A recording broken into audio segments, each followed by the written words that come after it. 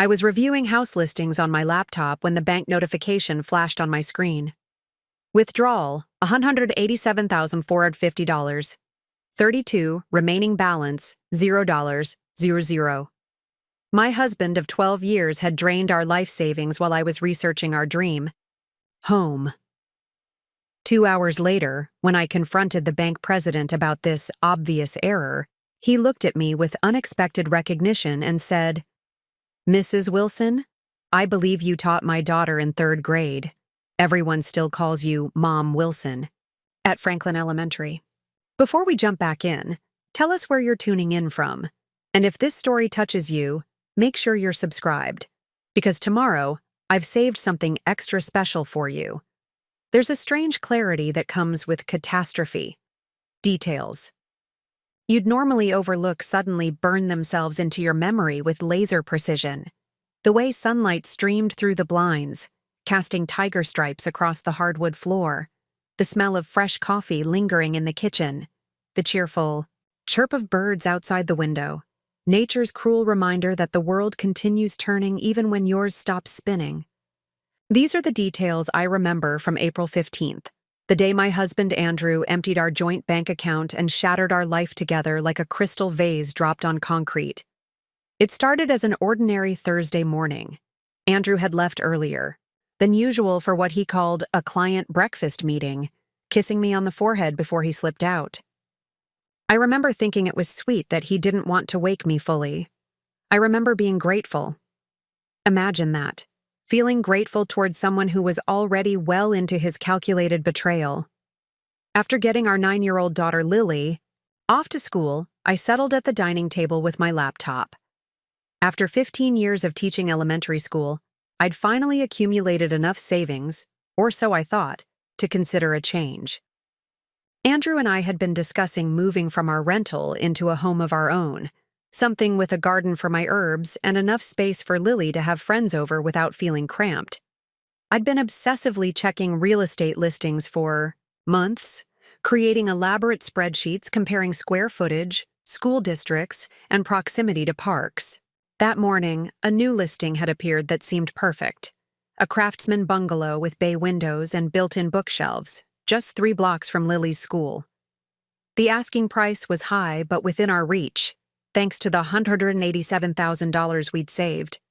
Over the past decade, that's when the notification appeared, a standard alert from our banking app that I nearly dismissed without reading, assuming it was the usual, "Your statement is ready" message. But something made me look twice.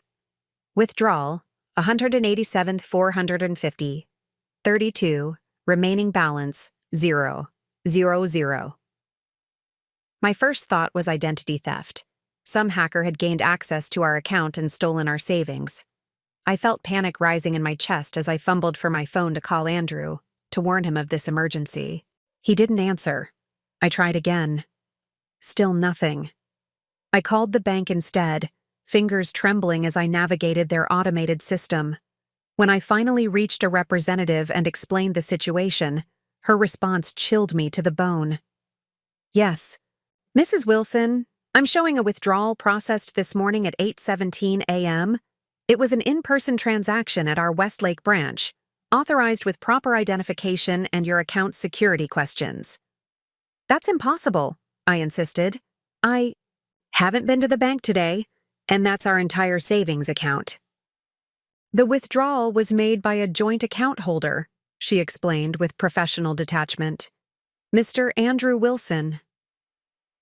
The room seemed to tilt sideways as I processed her words.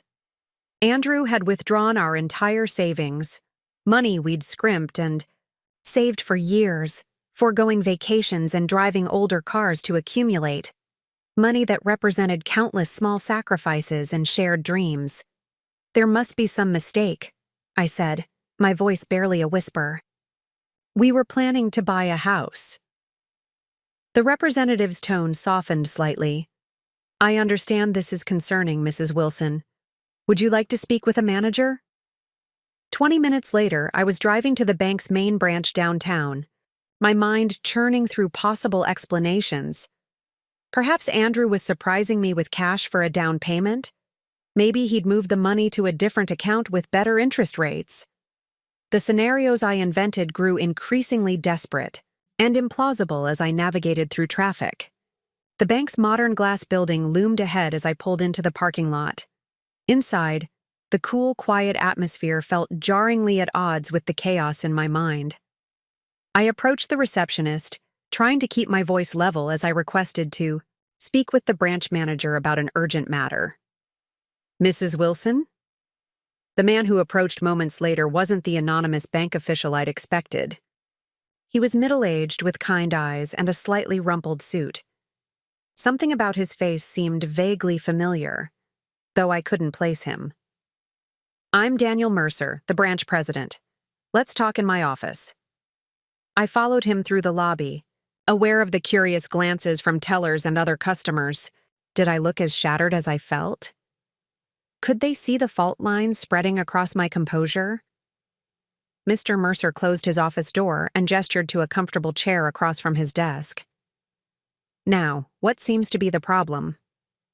I explained the situation as calmly as I could, though my voice cracked when I mentioned the amount. Our entire savings, almost $190,000, withdrawn this morning without my knowledge. My husband, he made the withdrawal, but there must be some mistake. Mr. Mercer typed something into his computer, his expression growing increasingly troubled as he reviewed the information on his screen. Finally, he looked up at me, and there was something in his eyes I hadn't expected. Recognition. "Mrs. Wilson?" he said slowly. "Rebecca Wilson from Franklin Elementary?" I blinked in surprise. "Yes, I teach 3rd grade there." His face softened immediately. "I thought you looked familiar. My daughter, Amanda Mercer, well, she's Amanda Collins now, was in your class about 12 years ago. The one with the red hair and the stutter." "Amanda," I repeated, a brief image flashing through my mind of a shy girl with copper braids who blossomed during our class poetry slam. "Of course I remember her. She wrote that beautiful poem about constellations." Mr. Mercer's eyes crinkled at the corners. "She still has that poem framed in her office. She's an astronomer at the university now." He paused, his expression growing serious again.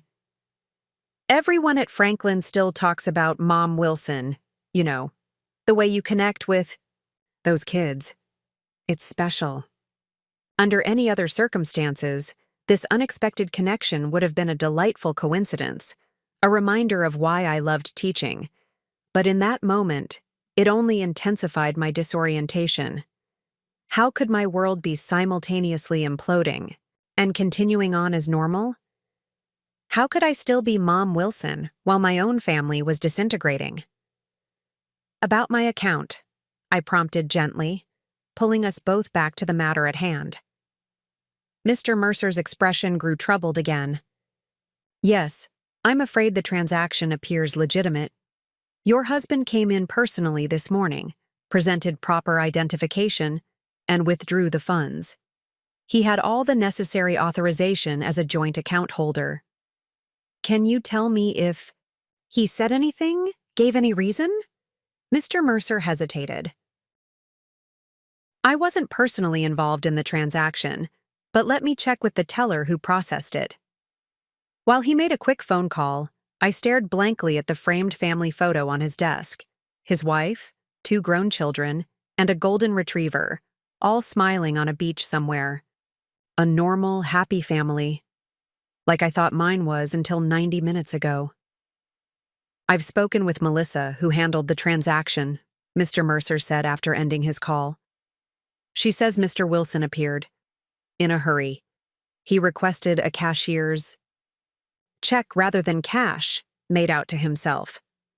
"A cashier's check?" My mind raced. Not a house down payment, then. Not a surprise. A cashier's check was as good as cash, but easier to transport. Perfect for someone planning to disappear. Did he say where he was going? Who he was meeting? I asked, desperation creeping into my voice. "I'm sorry, Mrs. Wilson. Melissa says he didn't share any details. just completed the transaction and left. Mr. Mercer leaned forward, compassion evident in his expression. Rebecca, may I call you Rebecca? Is there something going on at home?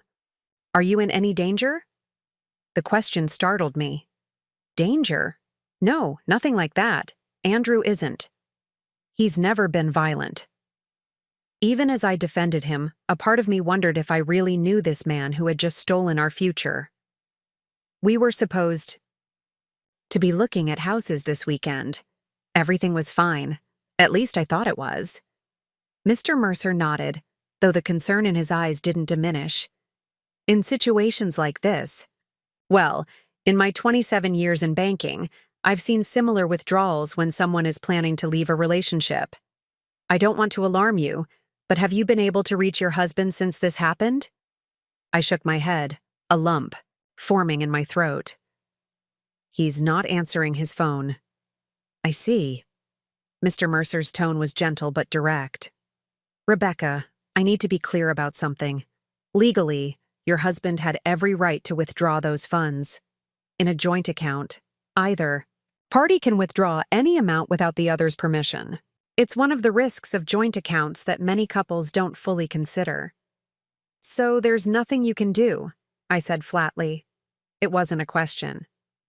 From a banking perspective, the transaction was legal and properly executed. He paused, seeming to weigh his next words carefully.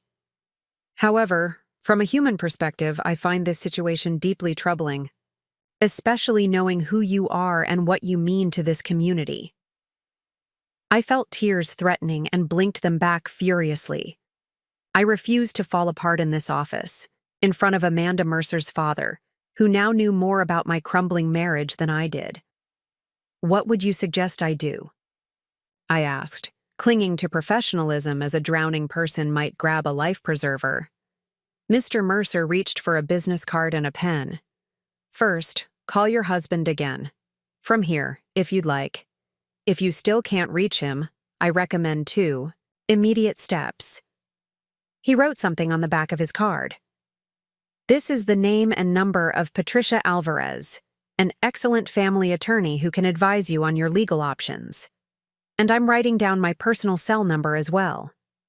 Day or night, if you need banking advice or assistance, please call me directly. I took the card, surprised by this unexpected kindness.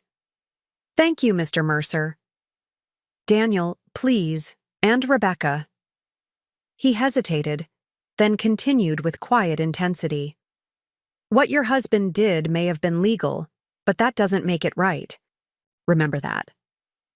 As I left his office, card clutched in my hand like a talisman, I felt simultaneously devastated and strangely strengthened. The bank president had called me Mom Wilson, a reminder that I was more than just Andrew's betrayed wife. I was a teacher, a mother, a person who had made a difference in hundreds of young lives, including Amanda Mercer's. In the parking lot, I tried Andrew's number one more time before starting my car. This time, instead of ringing, it went straight to voicemail, a clear indication that his phone was either turned off or he had blocked my number. The finality of that realization hit me like a physical blow. I sat in my car, watching well-dressed professionals come and go from the bank, all of them moving through a world that still made sense to them. A world where spouses didn't steal life savings and disappear on ordinary Thursday mornings. A world I no longer inhabited. My phone chimed with a text message. For one wild, hopeful moment, I thought it might be Andrew with an explanation. Some extraordinary circumstance that would make sense of this nightmare. Instead, it was from a number I didn't recognize. Rebecca, it's Lily's teacher, Mrs. Donovan. Lily isn't feeling well and is asking for you. Can you come to the school? My daughter. In all the chaos, I'd momentarily forgotten that in just a few hours, I would need to face Lily and somehow explain why her father wasn't coming home. The thought was overwhelming, but it also provided immediate purpose. Whatever was happening with Andrew, whatever crisis was unfolding in our marriage, Lily needed me to be steady, I started the car and headed toward Franklin Elementary, the same school where I taught, where I was Mom Wilson to generations of students, where Amanda Mercer had once written a poem about constellations that her father still remembered. As I drove, a strange calm began to settle over me. Not peace, certainly, but a kind of clarity. Andrew had taken our money, but he couldn't take who I was, the teacher who inspired students, the mother who would protect Lily at all costs, the woman who had survived challenges long before Andrew came into my life. Whatever came next, those essential parts of me remained intact. By the time I reached the school parking lot, I had made a decision. I would not be defeated by Andrew's betrayal. I would not allow his choices to define my future or Lily's. Somehow, I would rebuild what he had destroyed. Not the same life, but perhaps something stronger, something truly mine. I didn't know then how difficult that path would be, or how many more shocks awaited me. I couldn't have imagined the revelations that would emerge in the coming days, or the unlikely allies who would help me reclaim what was stolen. I certainly never expected that the bank president who called me Mom Wilson would become instrumental in my fight for justice. But in that moment, walking across the school parking lot to comfort my daughter, I took the first step on a journey that would test every ounce of my resilience, intelligence, and courage. A journey that began with devastation, but would ultimately lead to discovery of betrayal's full scope, of my own untapped strength, and of a future I couldn't yet envision but would come to embrace. The school door closed behind me, separating the April sunshine from the cool, familiar hallway lined with children's artwork. As it clicked shut, I silently closed the door on my old life as well. Whatever lay ahead, I would face it as Rebecca Wilson, not just Andrew's wife, but my own complete self, the woman who was about to reclaim everything that truly mattered. Preparing and narrating this story took us a lot of time, so if you are enjoying it, subscribe to our channel. It means a lot to us. Now back to the story. The school nurse's office was quiet except for the gentle hum of the air purifier. Lily sat on the vinyl-covered cot, her small shoulders hunched forward, copper hair, so like her father's, falling across her face. When she saw me, she didn't leap up as she normally would. Instead, her eyes filled with tears. "Mommy, I threw up in music class," she said, her voice small and embarrassed. I crossed the room and sat beside her, brushing hair away from her forehead to check for fever. She felt cool to the touch. "What happened, sweetie? Did you eat something that upset your stomach?" Lily shook her head, eyes downcast. "My tummy started hurting when Mrs. Brennan was teaching us the goodbye song."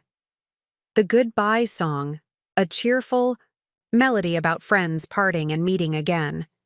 Something clicked in my mind. "Lily, did Daddy say anything to you this morning? Before he left for work?" She nodded slowly. "He came into my room really early. I was still sleepy. He gave me an extra big hug and said sometimes grown-ups have to go away for a while, but I shouldn't worry because you would take care of me." Her eyes searched mine, suddenly anxious. "Is Daddy going away? Like Emily's dad who moved to California?" The pieces fell into place with sickening clarity. Andrew hadn't just cleaned out our accounts on impulse that morning. He'd been planning this, planning enough to say goodbye to our daughter while carefully avoiding any promises of return. I forced myself to breathe evenly, to keep my expression neutral despite the rage building inside me. "I'm not sure what Daddy meant," I said carefully. "But I do know that I will always take care of you, no matter what. That's a promise." The school nurse, Mrs. Hernandez, approached with a sympathetic smile. "Lily's not running a fever, and she says she's feeling a bit better now. But given the circumstances, maybe taking her home would be best." I nodded gratefully. "Thank you, I'll sign her out." As we walked to the car, Lily's small hand in mine, I mentally cataloged what needed to be done immediately. Call Andrew's workplace. Check our credit cards. Contact the attorney Mr. Mercer had recommended. Each task felt overwhelming on its own, but together they formed a mountain that seemed impossible to scale. "Can we get ice cream?" Lily asked as I buckled her into her booster seat. The simple request, so normal, so disconnected from the adult catastrophe unfolding, nearly broke me. But it also anchored me to what mattered most. "Not today, sweetheart. But how about we stop at the grocery store? You can pick out dinner, anything you want." The small normality of grocery shopping provided temporary shelter from the storm. Lily selected dinosaur-shaped chicken nuggets and strawberry milk, then insisted we needed rainbow sprinkles for emergency Sundays. I added practical items to our cart on autopilot: bread, eggs, pasta, while my mind churned with questions. Where had Andrew gone? Who was he with? How long had he been planning this? At home, I settled Lily with a snack and her favorite cartoon while I retreated to our home office. Andrew's workplace, Meridian Software, where he'd been development director for the past 5 years, was my first call. "I need to speak with Andrew Wilson," I told the receptionist, working to keep my voice steady. "I'm sorry, Mr. Wilson, no longer works for Meridian," she replied with professional detachment. The floor seemed to drop beneath me.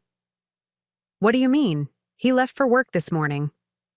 An uncomfortable pause followed. "Ma'am, Andrew Wilson tendered his resignation 3 weeks ago. His last day was Friday. Friday, 6 days ago. While I'd been helping Lily with her science project and planning our weekend, Andrew had been completing his last day at the company where he'd worked for 5 years. The company I thought he'd gone to this morning." Did he say where he was going?" I managed to ask. "I really can't share personnel information," the receptionist said, her tone softening slightly. "But I can connect you with HR if you have benefits questions." Benefits. The word struck me as absurdly mundane given the circumstances, but it sparked a practical thought: health insurance. If Andrew was no longer employed, were Lily and I still covered? The HR director was more forthcoming, perhaps because the catch in my voice betrayed my situation. "Mrs. Wilson, I'm authorized to tell you that your family's health coverage continues through the end of the month as part of Mr. Wilson's severance package. After that, you'd be eligible for COBRA continuation, though it would be at your own expense." "His severance package," I repeated. "Can you tell me what that included?"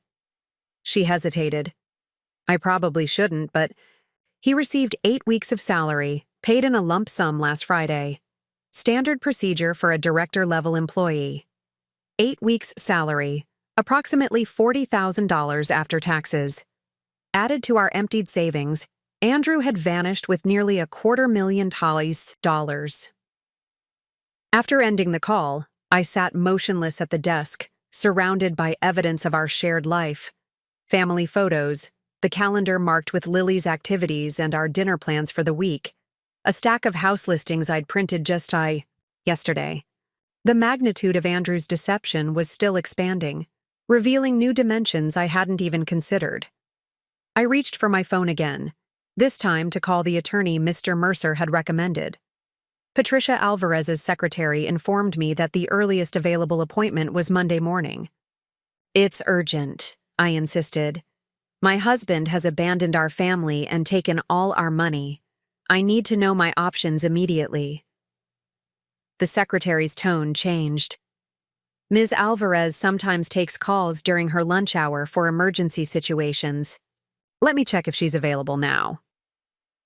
5 minutes later, I was explaining my situation to Patricia Alvarez, whose direct, efficient manner was oddly comforting amid the chaos. "First step, freeze your credit immediately," she advised. "If he's willing to clean out your accounts, he might also try to open credit cards in your name. Second, gather all financial documents, tax returns, investment statements, everything. Third, document the timeline of events exactly as they've occurred while the details are fresh." She continued with rapid-fire instructions about changing passwords, checking for hidden accounts, and filing for emergency spousal support. What about finding him? I asked. He's disappeared with our money. Let me be clear, Patricia replied. What your husband has done is morally reprehensible, but not entirely illegal. As a joint account holder, he had legal access to those funds. However, in divorce proceedings, which I strongly recommend you initiate, the court will take this behavior into account.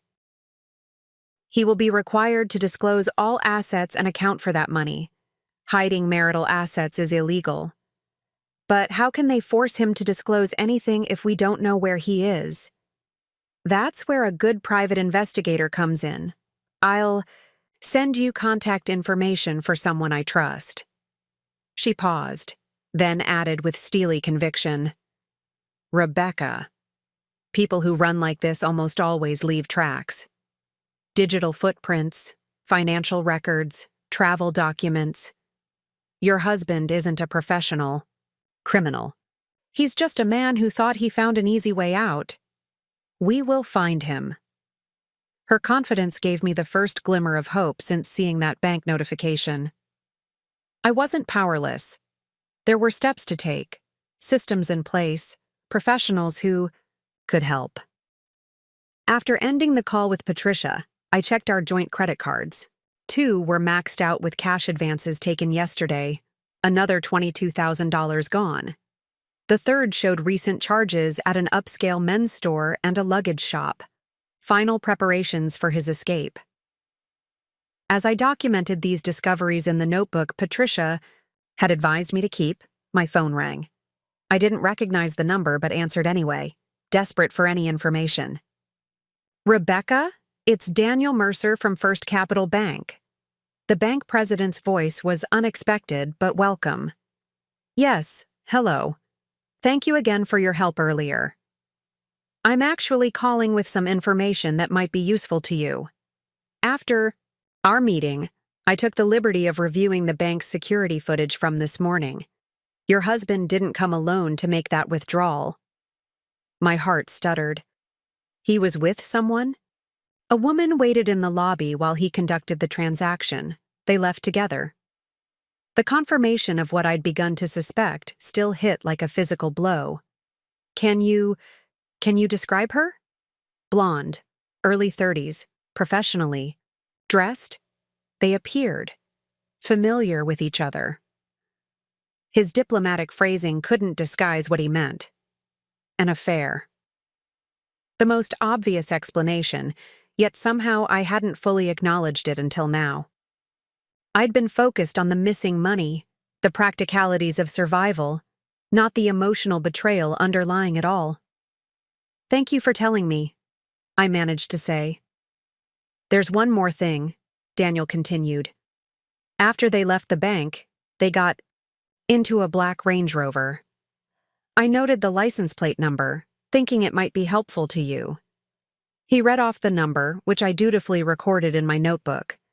This small act of kindness, a bank president reviewing security footage and noting license plate numbers on my behalf, caught me off guard. Why are you helping me like this? I asked, genuinely puzzled. There was a pause before he answered.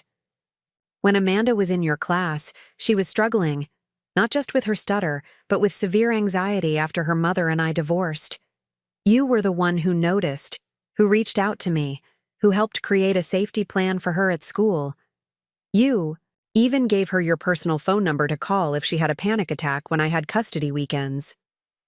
His voice grew softer. You helped my daughter when she was drowning, Rebecca. I haven't forgotten that. After we hung up, I sat at the desk, staring at the license plate number, a concrete clue to Andrew's whereabouts, a thread I could follow. I texted the information to the private investigator Patricia had recommended, who had already agreed to take my case. The rest of the afternoon passed in a blur of practical tasks. I withdrew the last $400 from our checking account before Andrew could get to it. I froze our credit with all 3 bureaus. I changed the passwords on every account I could think of. I sorted through file cabinets, gathering the financial documents Patricia had requested. All the while, Lily drifted between her cartoons, snacks, and occasional check-ins with me. Her stomachache had vanished once we were home, confirming my suspicion that it had been anxiety rather than illness. She didn't ask about Andrew again, but I caught her glancing at the door whenever she heard a car outside. By evening, physical and emotional exhaustion had set in. I managed to prepare the dinosaur nuggets Lily had selected, watching her eat while barely touching my own food.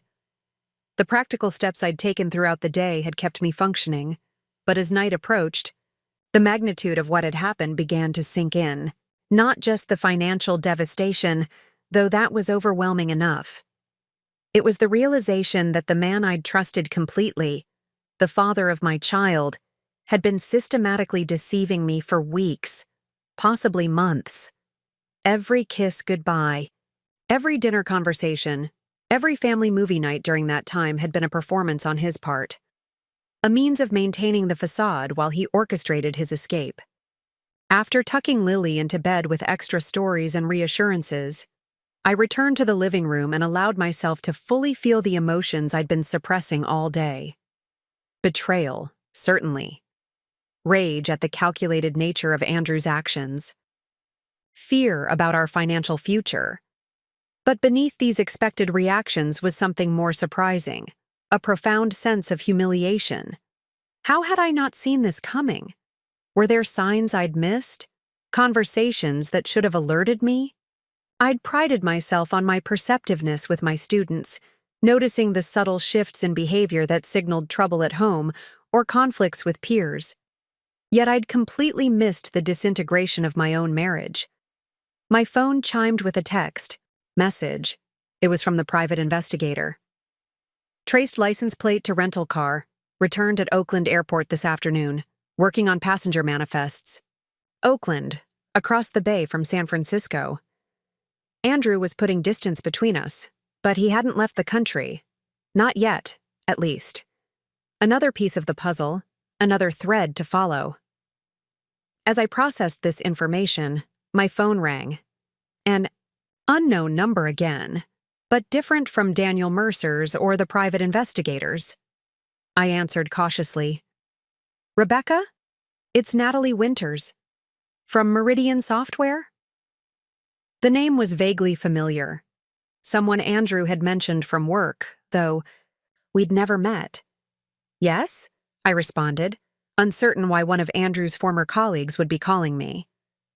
I'm sorry to call so late, but I think there are things you should know. About Andrew. And Vanessa. Vanessa. The name hit me like a slap. Suddenly, I could picture her clearly. A blonde marketing executive who'd joined Meridian about a year ago. Andrew had mentioned her occasionally, always in professional contexts. She'd been at the company holiday party last December, wearing a striking red dress that Andrew had commented on afterward. Just a casual observation, I'd thought at the time. Vanessa Drake? I asked, my voice tight. Yes, Natalie confirmed. I've been debating all day whether to call you. But after what happened at the office today, I felt you deserved to know the truth. What happened at the office? I hadn't even considered that Andrew's departure might have created ripples. At Meridian, a company he no longer worked for. Vanessa resigned abruptly this morning, cleared out her desk and left before most people arrived. But she'd made a mistake. She'd used the office printer yesterday to print out boarding passes. Someone found them in the recycle bin. Natalie paused. 2 first-class tickets to Belize, departing tonight from Oakland, in her name and Andrew's. Belize, a country with beautiful beaches, a low cost of living, and, as I would later learn, no extradition treaty with the United States. Not a random choice, but a calculated destination. How long? I asked, the question encompassing everything I needed to know. How long had the affair been going on? How long had they been planning this? How long had everyone at Meridian known while I remained oblivious? The affair? At least 6 months, Natalie replied gently. But Rebecca, there's more. Vanessa wasn't just any colleague. She was on the committee that reviewed the Robinson acquisition proposal. The Robinson acquisition, a major deal Andrew had been working on for nearly a year. Meridian had been planning to acquire a smaller competing software firm, a move that would have significantly expanded their market share. What does that have to do with anything? I asked, confused by this apparent tangent. The deal fell through last month because key proprietary information was leaked to Robinson, allowing them to restructure before the acquisition in ways that made them much less valuable to Meridian. The company lost millions. Natalie lowered her voice. There's an internal investigation. I've heard rumors that they suspect Andrew sold information to Robinson executives, that the real reason he resigned was that he was about to be fired and possibly face corporate espionage charges. The floor seemed to drop away beneath me for the second time that day. Not just an affair and financial abandonment, but potentially criminal activity. The perfect explanation for why Andrew needed to disappear completely, immediately, taking as much money as he could gather. Why are you telling me this? I managed to ask. Because it's not right what he's done to you, Natalie replied simply. And because when the investigation concludes, there could be legal implications that might affect you and your daughter. I thought you should be prepared. After thanking her and ending the call, I sat motionless in the darkened living room. The house I'd left this morning, a home filled with photographs of smiling family moments and calendars marked with future plans, now felt like a stage set, artificial and empty. The life I'd thought we were building had been fiction, but as I sat there, watching moonlight create patterns on the living room floor, something unexpected began to stir within me. Not hope exactly. It was too soon for that. Something more, elemental, determination, resolve. Andrew hadn't just betrayed me as a husband. If Natalie's information was correct, he'd also committed corporate crimes and was fleeing potential prosecution. This wasn't a simple divorce situation. It was something far more complex, with potential legal angles I hadn't yet considered. I reached for my phone and texted Patricia Alvarez. New information.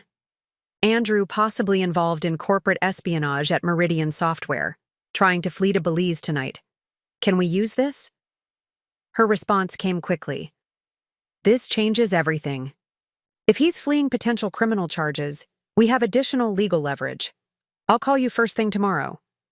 In the meantime, forward all information about the Belize flight to the investigator. I did as instructed, then composed one more message to Daniel Mercer. Andrew fleeing to Belize tonight, possibly involved in corporate crimes. Thank you for your help today. Your daughter is lucky to have you. His response arrived moments later. This information could be crucial. With your permission, I know people at the Financial Crimes Division who might be interested in someone transferring stolen corporate funds out of the country. For the first time since seeing that bank notification, I felt a flicker of something that resembled power. Andrew had dismantled our life with meticulous precision, but he'd overlooked something crucial. He wasn't the only one with connections and resources. He wasn't the only one capable of strategic thinking. And in his arrogance, he'd made a critical error. He'd underestimated the quiet elementary school teacher he was leaving behind. As I finally headed to bed in the early hours of the morning, I noticed Lily's bedside light was still on. I found her awake, clutching her favorite stuffed elephant. I can't sleep, she whispered. Is Daddy coming home tonight? I sat on the edge of her bed, choosing my words carefully. Not tonight, sweetie. Daddy is going to be away for a while, but you and I are going to be okay. Promise? I promise. And as I said it, I felt the truth of it settle in my bones. Somehow, through means I couldn't yet envision, we would be okay. Not because Andrew might return or because our old life could be salvaged, but because I would make it so. I tucked the blanket around Lily and kissed her forehead. We're stronger. Then we know, Lily Bean, both of us, and we have people who care about us. As my daughter finally drifted toward sleep, I mentally reviewed the allies who had emerged in just the first 12 hours of this crisis. Patricia Alvarez with her strategic legal mind, Daniel Mercer with his unexpected loyalty, Natalie Winters with her insider information, even the private investigator methodically tracking Andrew's escape route. None of them could restore what was lost, but together, they formed the beginning of a network that might help me reclaim what mattered most. Security for Lily, accountability from Andrew, and eventually, a life rebuilt on more honest foundations than the one that had just collapsed. Tomorrow would bring its own challenges. But tonight, watching my daughter's peaceful sleeping face, I made a silent vow. Andrew Wilson had taken our savings, but he would not take our future. That belonged to us alone, and we would fight for it with everything we had. Sleep came in restless fragments that night, my mind continuing to work even as my body surrendered to exhaustion.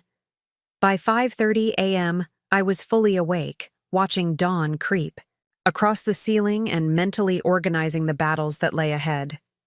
Today would be about gaining ground, establishing financial stability, gathering intelligence, and deploying the unexpected resources that had emerged. I slipped out of bed and headed to the kitchen, where I brewed coffee strong enough to fuel the challenging day ahead. With Lily still sleeping, I opened my laptop and began methodically creating order from chaos. First, I established a new email account, separate from the one Andrew and I had shared. Then I created a detailed spreadsheet documenting every financial aspect of our lives: known accounts, credit cards, insurance policies, retirement funds, everything. Next came a timeline of Andrew's deception, starting with Vanessa's arrival at Meridian and tracking every significant date: when the Robinson acquisition failed, when Andrew resigned, when he emptied our accounts.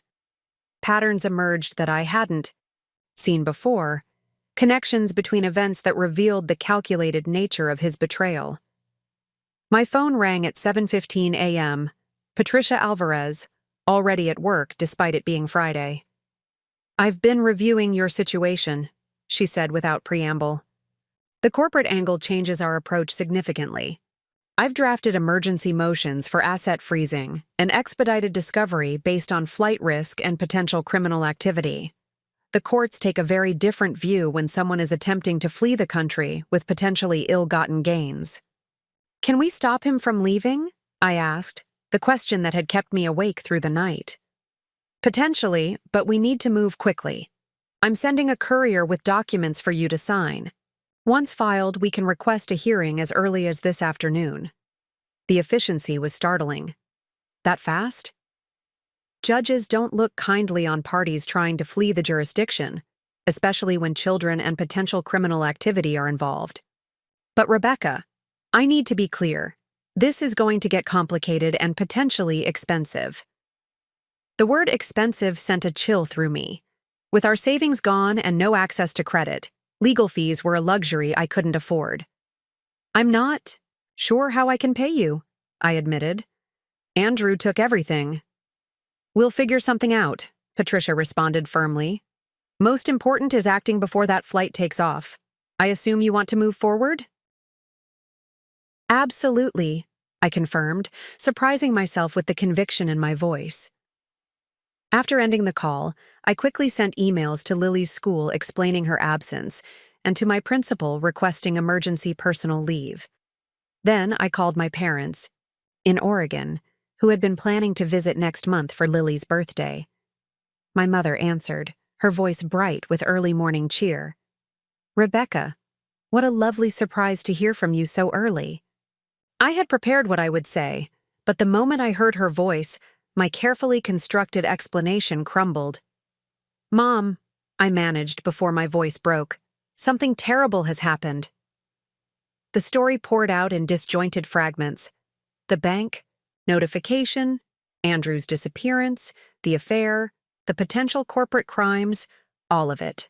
My mother listened without interruption, her silence conveying the gravity with which she received each revelation. "We'll be there by tonight," she said when I'd finished.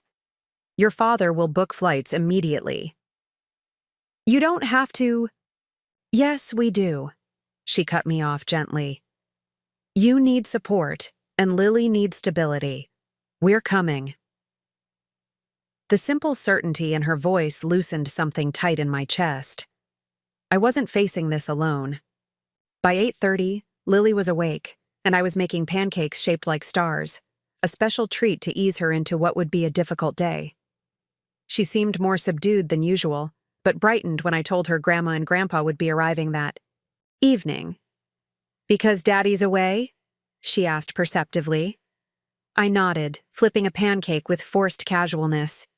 They want to visit while Daddy's traveling, and I could use their help right now. Lily considered this as she arranged syrup into precise pools on her plate. Are you sad, Mommy? The directness of children can be breathtaking. Yes, I admitted. I am sad, and a little angry too. At Daddy? Yes, at Daddy. She nodded, sagely. Sometimes I get angry at my friends when they don't follow the rules, like when Zoe took my turn on the swings yesterday. The innocent comparison, equating Andrew's devastating betrayal with playground politics, nearly broke me. But it also reminded me that Lily's understanding of these events would be shaped entirely by how I presented them. I couldn't burden her with adult complexities, but I also wouldn't lie. Sometimes grown-ups don't follow the rules either, I said carefully, and there are consequences just like at school. But no matter what happens with Daddy, you will always be loved and safe. That's the most important thing. At 9:45, Patricia's courier arrived with documents requiring my signature. The legal language was dense, but the purpose was clear. We're asking the court to freeze all assets connected to Andrew Wilson, prevent him from leaving the country, and require immediate financial disclosures. As I signed page after page, a text from Daniel Mercer appeared on my phone. Spoke with FBI Financial Crimes Division. They're very interested in the Meridian-Robinson connection. Agent Harper will contact you today. The FBI, the seriousness of Andrew's actions and the response they were generating, became more real with each passing hour. This wasn't just a private marital crisis, it was potentially a federal case. At 11:30, my phone rang with an unfamiliar Washington, D.C. area code. Mrs. Wilson, this is Special Agent Teresa Harper with the FBI's Financial Crimes Section. I understand you have information regarding Andrew Wilson and potential corporate espionage involving Meridian Software? Her voice was precise and professional, devoid of the sympathy I'd heard from others. This wasn't about my personal crisis. It was about potential federal crimes. Yes, I confirmed, though most of what I know is secondhand. We'd still like to speak with you. We've been monitoring the Robinson situation for several months, and Mr. Wilson's name has appeared in our investigation. Could you come to our field office this afternoon? The request was unexpected, but made sense given the circumstances. I need to arrange care for my daughter, but yes, I can be there. Excellent. 2 o'clock would work for us. She provided an address downtown, not far from the bank I'd visited yesterday. I called my neighbor, Mrs. Calloway, who had watched Lily occasionally and agreed to stay with her until my parents arrived. Then I contacted Patricia to inform her of the FBI meeting. This is actually helpful, she noted. Their involvement strengthens our case for the emergency hearing. The court takes flight risk much more seriously when federal agencies are investigating. By 1:30, I was parking outside the federal building that housed the FBI field office, my mind racing with questions. What exactly did they suspect Andrew of doing? How much trouble was he in? And how would this affect Lily and me? I was escorted to a conference room where Agent Harper waited with a male colleague she introduced as Agent Delaney. Both wore the stereotypical FBI attire, dark suits, serious expressions, and an air of efficient competence. Thank you for coming on such short notice, Mrs. Wilson, Agent Harper began. We understand this is a difficult time for you personally. but your cooperation could be very valuable to our investigation. For the next hour, I answered their questions as thoroughly as possible. About Andrew's work at Meridian, his relationship with Vanessa Drake, his behavior during the Robinson acquisition attempt, and his recent unexplained financial moves. I shared what Natalie Winters had told me and provided the flight information to Belize. The agents revealed little about their own investigation, but their focused questions suggested they already had substantial information about the case. They were particularly interested in any offshore accounts Andrew might have mentioned and any contacts he had in Belize. We believe Mr. Wilson received approximately $750,000 for providing proprietary algorithm details to Robinson Technologies, Agent Delaney explained near the end of our meeting. Those funds were likely moved through several offshore accounts before being consolidated for his exit strategy.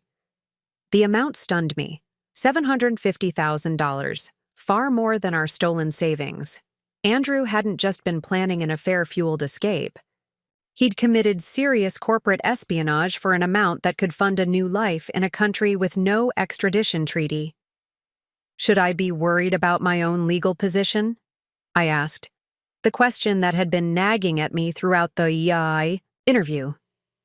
Agent Harper's expression softened slightly. Based on our investigation and your cooperation today, we have no reason to believe you were involved in or had knowledge of your husband's activities. However, you should be prepared for increased scrutiny of your financial affairs as this house progresses. And can you stop him from leaving the country? I asked, voicing my most urgent concern. The agents exchanged glances. We're coordinating with airport security and border patrol. Agent Harper replied carefully. That's all I can say at this point. They concluded by providing contact information and asking me to reach out if I remembered anything else that might be relevant. As I left the federal building, my phone pinged with a message from Patricia. Emergency hearing scheduled for 4 p.m. today. Judge Hannigan, can you make it? I checked my watch. 2:45 p.m. Just enough time. I'll be there, I replied. The county courthouse was a stark contrast to the sleek federal building, older, more crowded, with an atmosphere of barely contained chaos. Patricia met me in the lobby, immaculately dressed in a charcoal suit that exuded authority. Perfect timing, she greeted me. Judge Hannigan is known for running exactly on schedule. He's also known for having little patience with parties who attempt to hide assets or flee jurisdiction. Do we know if Andrew's been served notice of the hearing? I asked as we walked toward the assigned courtroom. We made every reasonable attempt, including notice to his last known address and to Meridian software, Patricia explained. In cases like this, the court understands that the fleeing party may be deliberately avoiding service. It won't prevent the judge from issuing temporary orders. The courtroom was nearly empty when we entered. Just a clerk, a bailiff, and a young man in a suit who Patricia identified as a junior attorney from Andrew's hastily retained law firm. No senior counsel? She murmured, raising an eyebrow. They're not taking this seriously enough. Good for us. At precisely 4 p.m., Judge Hannigan entered, a tall man with silver hair and piercing blue eyes that seemed to take in everything, at once. After the formal opening, Patricia presented our case with surgical precision, outlining Andrew's abandonment, financial deception, flight risk, and potential criminal activity. Your Honor, we have reason to believe the respondent is attempting to leave the country tonight with substantial marital assets, as well as potential proceeds from alleged corporate espionage. Federal authorities are currently investigating these matters. We ask the court for immediate freezing of all accounts associated with Andrew Wilson and an order preventing his departure from the jurisdiction until these matters can be properly adjudicated. The opposing counsel's arguments were perfunctory at best, focusing on procedural objections rather than substantive defenses. He couldn't deny Andrew's disappearance or the emptied accounts, only suggest that there might be legitimate explanations that his absent client couldn't currently provide. Judge Hannigan was unmoved. I find sufficient evidence of flight risk and potential dissipation of marital assets to warrant emergency measures, he declared after brief deliberation. This court orders the freezing of all accounts held individually or jointly by Andrew Wilson. The respondent is further ordered not to leave the jurisdiction of this court pending resolution of these matters. He signed the order with a flourish and fixed the opposing counsel with a stern gaze. I strongly suggest you advise your client that attempting to flee at this point would constitute contempt of court, with all applicable penalties. Next hearing is set for Wednesday at 9 a.m. I expect Mr. Wilson's full compliance and appearance. Outside the courtroom, Patricia's professional demeanor relaxed into a satisfied smile. That couldn't have gone much better. Now we need to ensure these orders are properly served to all relevant financial institutions and transportation authorities. Will it actually stop him? I asked, still doubtful that paperwork could halt Andrew's carefully orchestrated escape. The court order alone? Perhaps not. But combined with the FBI's involvement and Border Patrol alerts, it creates significant obstacles. She checked her watch. When was that flight to Belize scheduled? 8:40 p.m. from Oakland, I replied, having memorized every detail. Then we'll know soon enough whether our efforts were successful. By the time I returned home at 5:30, my parents had arrived and were already settled in with Lily, who was showing them her latest art projects with animated enthusiasm. The normality of the scene, grandparents doting on their granddaughter in our living room, created a surreal contrast with the day's legal and federal maneuverings. My mother hugged me tightly, whispering, "We've got you, sweetheart. All of you." My father, less demonstrative but equally supportive, simply squeezed my shoulder with a gentle strength that conveyed everything words couldn't. After dinner, as my parents handled Lily's bedtime routine, I retreated to the patio with a glass of wine, watching the sunset and waiting for news. The day had passed in a whirlwind of action, leaving little time for emotional processing. Now, in the quiet twilight, the full weight of everything began to settle. My phone rang at 8:52 p.m., 12 minutes after Andrew's scheduled departure. It was Patricia. "They were stopped at the gate," she said without preamble. "Airport security detained Andrew and Vanessa while attempting to board their flight. The FBI is taking them into custody now." Relief and disbelief flooded through me in equal measure. They actually caught them? Yes. Apparently, they tried using different names on their boarding passes, but facial recognition flagged them. Patricia's voice held the satisfaction of a well-executed strategy. The federal criminal complaints took precedence, but our court orders have also been served. Andrew won't be going anywhere for quite some time.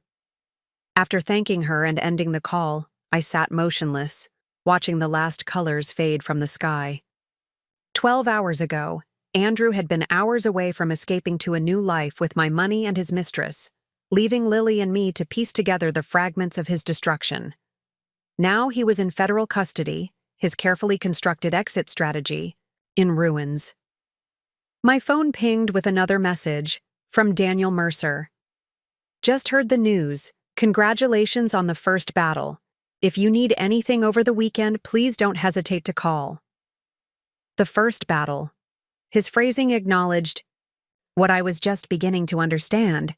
This was only the beginning of what would likely be a long and complex war. Andrew's capture didn't restore our savings or heal Lily's confusion or erase the betrayal. It merely created the opportunity for justice and recovery. As if summoned by my thoughts, my father stepped onto the patio. "Lily's asking for you. Says she needs an extra goodnight kiss." I nodded, setting aside my wine. "Dad, they caught Andrew. At the airport. He's in FBI custody." My father's weathered face registered surprise, then a grim satisfaction. "Good. That's a start." He paused, then added quietly, "He'll face consequences for what he's done, Rebecca. But the real question is what you're going to build from. Here." The simple wisdom of his words struck me deeply. Throughout this crisis, I'd been reactive, responding to Andrew's actions, fighting to prevent further damage. But my father was right. The true challenge wasn't bringing Andrew to justice, though that mattered. It was creating something new and stronger from the wreckage he'd left behind. I stood, feeling a shift in my perspective, from victim to architect of my own future. I need to kiss my daughter goodnight, I said, and then I need to start planning. My father smiled, recognizing the determination in my voice. That's my girl. In Lily's bedroom, I found her drowsy but fighting sleep, waiting for me. "Mommy," she murmured as I sat on the edge of her bed. "Is everything going to be different now?" The perceptiveness of children never ceases to amaze me. "Some things will be different," I acknowledged, brushing hair from her forehead. "But the important things will stay the same. My love for you, Grandma and Grandpa's love, your friends, your school, this house. Those things aren't changing." "What about Daddy?" The question I'd been dreading, yet knew would come. "Daddy made some bad choices, sweetheart. He's going to have to deal with the consequences of those choices. I don't know exactly what that will look like yet, but I promise to be honest with you as we figure it out together." She seemed to accept this, her eyelids growing heavier. "Grandma says sometimes things fall apart, so better things can come together," she murmured, already half asleep. "Grandma is very wise," I whispered, kissing her forehead and marveling at how children can sometimes articulate profound truths through the simplest words. As I turned off her light, leaving just the soft glow of her nightlight, I carried her. Words with me. Things fall apart so better things can come together. Not a guarantee, but a possibility. One I was determined to realize. In the living room, my parents sat close together on the couch, weathered hands intertwined, a picture of the enduring partnership Andrew and I had never achieved. They looked up expectantly as I entered. "I need to make some decisions," I said, sitting across from them. "About what happens next, for Lily and me." "Whatever you need, we're here," my mother assured me. I nodded, grateful beyond words for their presence. "First, I need to secure our immediate financial situation. Patricia thinks we can recover some of the stolen funds, but that will take time. I'm going to return to full-time teaching immediately. My principal has been asking me to take on a curriculum development role that pays more." My father nodded approvingly. "Smart first step. Second, I need to decide whether to keep this house." I glanced around the rental that had never quite felt like a permanent home. "The lease ends in 3 months anyway. Maybe this is an opportunity to find a place that's truly ours, even if it's smaller." "You could move closer to Portland," my mother suggested, hope creeping into her voice. "Be near family." "That's option 3, I acknowledged with a small smile. "Considering whether Seattle is still where we belong. But that's a bigger decision, one I'll need to think about carefully." As we continued talking, a plan began to take shape. Not just for survival, but for rebuilding. Not just reacting to Andrew's destruction, but proactively creating something better for Lily and me. With each decision point we discussed, I felt my confidence growing, my vision for our future becoming clearer. Andrew had underestimated me, mistaking my quietness for weakness, my trust for naivety, my devotion to motherhood for a lack of ambition. His greatest miscalculation wasn't taking our money or planning his escape. It was failing to recognize the resilience and determination that had always existed within me, waiting for the moment when they would be truly needed. That moment had arrived. And despite the pain and challenges ahead, I felt a strange sense of awakening, as if parts of myself that had been dormant were finally stirring to life. Later, alone in the bedroom I'd shared with Andrew, I allowed myself a moment to acknowledge what had been lost. Not just money and security, but the future I'd imagined, the partnership I'd believed in, the father I'd wanted for Lily. I held space for that grief, recognizing its validity without allowing it to overwhelm me. Then I opened my laptop and began researching curriculum development certifications that would qualify me for the position my principal had mentioned. The first concrete step toward our new life wouldn't wait for morning. It would begin now, in this quiet moment of clarity and purpose. Andrew had emptied our accounts, but he hadn't emptied my spirit. He had taken our savings, but he couldn't take my ability to create new opportunities. He had betrayed my trust, but in doing so, he had inadvertently set me free to discover strengths I might never have recognized otherwise. Tomorrow would bring new challenges, legal battles, financial hurdles, emotional conversations with Lily. But tonight, I worked late into the night, laying foundations for a future that no one could steal from us. A future that, for the first time in years, would be entirely of my own design. Saturday morning dawned with a strange new reality. Andrew was in federal custody, his escape plans thwarted. Our legal motions had been granted, theoretically freezing whatever assets remained. My parents were asleep in our guest room, providing a buffer of normalcy for Lily. Yet despite these positive developments, the practical challenges remained monumental. Rent due in 2 weeks, depleted accounts, and a daughter who still didn't fully understand why her father had disappeared. I rose early, drawn to the kitchen table where I'd set up what my father would later call my command center, laptop, notebooks, and the growing pile of documents that represented our legal case against Andrew. While my family slept, I began methodically building the infrastructure of our new life. First, I emailed my principal, Diane Carter, requesting an immediate meeting about returning to full-time status and the curriculum development position she'd mentioned months ago. Then I drafted a budget based on my potential new salary, calculating exactly what we could afford for housing, utilities, and basic necessities. The numbers were tight, but workable, especially if we downsized to a smaller apartment. By 7:30 a.m., Lily had wandered into the kitchen, rubbing sleep from her eyes. "Is Daddy home yet?" she asked, the question that started every day since his disappearance. "No, sweetheart," I answered gently. "Remember what we talked about? Daddy made some mistakes, and now he has to deal with the consequences. He won't be coming home for a while." She nodded solemnly, climbing onto a chair, like when Tyler hit Jackson at recess and had to stay inside for 3 days. The innocent comparison again struck me with its simplicity. Something like that, but grown-up consequences take longer. As I prepared Lily's breakfast, my phone rang. Patricia Alvarez, working weekend hours on our case. "I have updates," she said briskly. "First, Andrew has been formally charged with wire fraud, money laundering, and corporate espionage.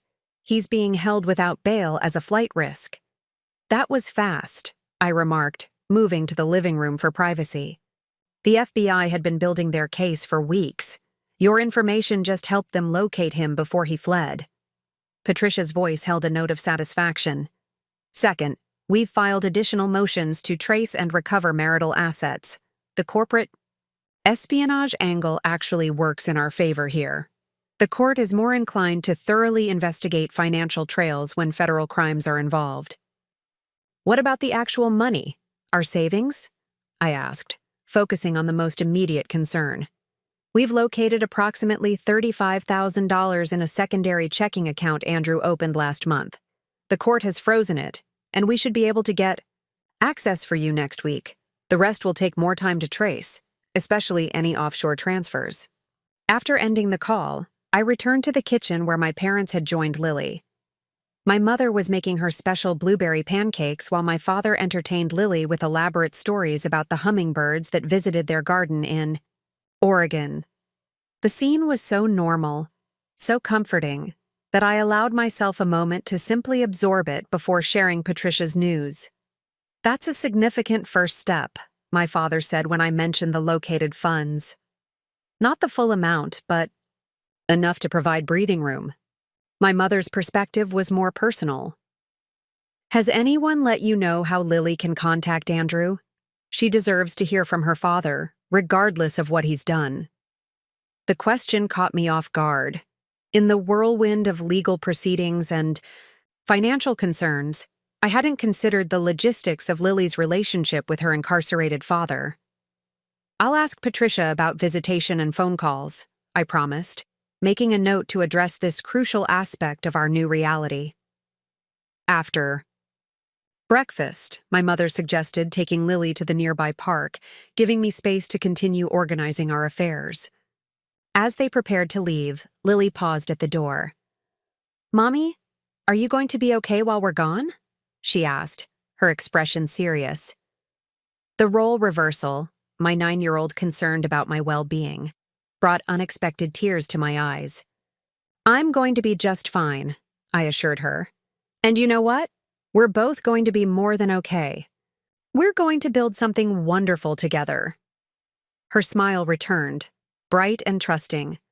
"With Grandma and Grandpa too?" "With lots of people who love us," I confirmed. Once they'd left, I returned to my command center with renewed purpose. The next item on my list was potentially the most difficult, calling Andrew's parents. They needed to know about their son's arrest, and I dreaded being the messenger. Eleanor and Richard Wilson had always been politely distant in-laws, cordial during holidays and family gatherings, but never particularly warm toward me. They lived in Connecticut, visited rarely, and maintained the reserved demeanor of New England academics. Now I had to inform them that their only son was in federal custody for corporate espionage and had abandoned his family after emptying our accounts. I rehearsed what I would say, then dialed their number before I could lose my nerve. Eleanor answered on the 4th ring. "Wilson residence." "Eleanor, it's Rebecca," I began, keeping my voice steady. "I'm calling with some difficult news about Andrew." What followed was perhaps the most surreal conversation of my life. As I explained the situation, the affair, the stolen funds, the attempt to flee the country, and finally the arrest, Eleanor's responses grew increasingly bizarre. Rather than shock or distress, her tone reflected annoyance, as if Andrew's federal charges were an inconvenient scheduling conflict. "I see," she said when I'd finished. "Well, this is certainly unfortunate. Timing. Richard and I are leaving for a conference in Vienna on Tuesday. I suppose we should contact an attorney for Andrew before we go."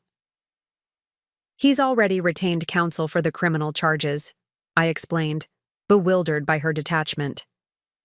"But Eleanor, did you hear what I said about our accounts? About Lily?" "Yes." "Yes," she replied dismissively. "Very concerning.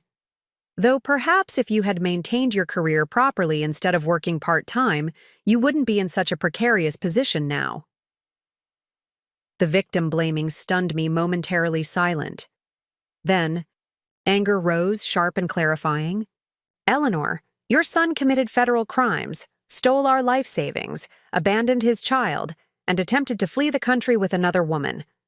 My employment status is not the issue here." "There's no need to be dramatic, Rebecca," she replied, coolly. "Andrew has always been impulsive. I'm sure this situation is more complicated than you're making it sound." The conversation deteriorated from there, ending with Eleanor promising to look into the matter after their conference.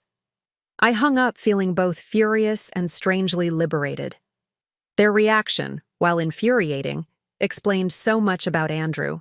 His emotional detachment, his ability to justify unethical choices, his skill at avoiding responsibility. More importantly, it reinforced my decision to rebuild our lives on entirely new foundations. Andrew's family would never be the supportive, extended family Lily deserved. Better to recognize that reality and look elsewhere for our community. My phone rang again shortly after noon. Daniel Mercer from the bank. "Rebecca, I hope I'm not interrupting your weekend," he began courteously. "I wanted to check how you're doing after yesterday's developments." His genuine concern was a stark contrast to Eleanor's coldness. We're taking it day by day, I replied honestly.